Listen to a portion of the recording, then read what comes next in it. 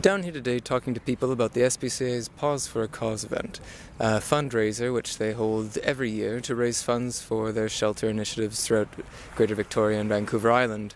Right now the SPCA has just put out that they're more overwhelmed with pets coming into their shelters, specifically cats and kittens, than ever before.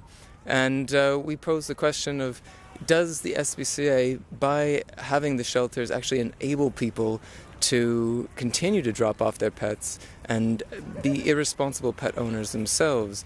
Also, we're asking the bigger question of what are people doing to actually stem this problem of an overpopulation of domestic animals, besides just having shelter services. What sort of political issues are being dealt with, and what kind of push is there to have mandatory spay and neuter programs, and to encourage people to not buy from breeders, and to also not support ownership of animals in general. Marcia. Hi. So thank you for just taking a second to talk to the Raging Kucing. We're just wondering, so we understand right now the SPCA has got a lot of cats and kittens coming into the shelters, and the money probably from fundraisers such as Paws for a Cause are more important than ever right now. Absolutely. We've got lots of animals coming into the shelter. We've got dogs, cats, small animals.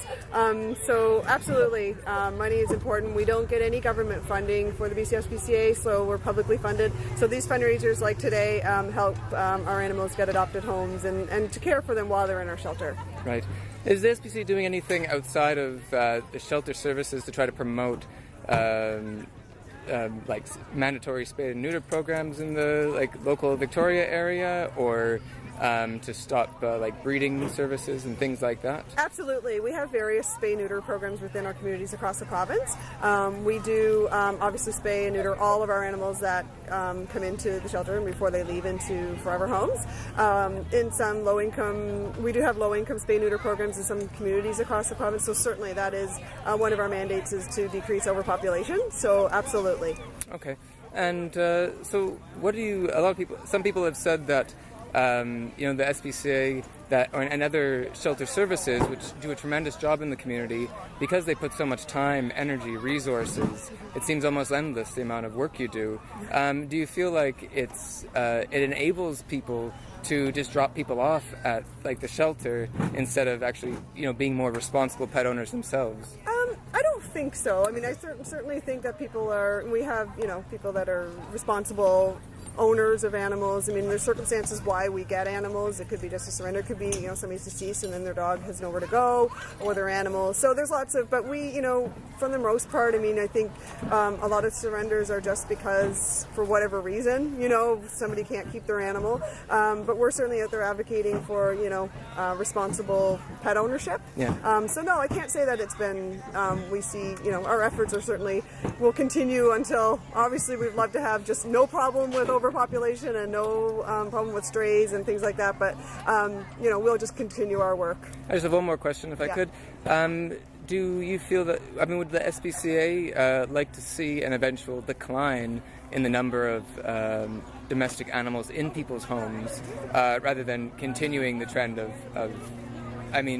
overall population growing of domestic animals? Oh, absolutely. I mean, that's one of our mandates is to reduce overpopulation, so that's why we advocate for spaying and neuter. That's why we make sure we spay and neuter animals. And our cruelty team are certainly crucial in investigating some of those areas that might be, hoarder situations or things like that. But certainly that is one of our key things, is to make sure we reduce overpopulation. So It's just getting the message out there that, responsible ownership is important.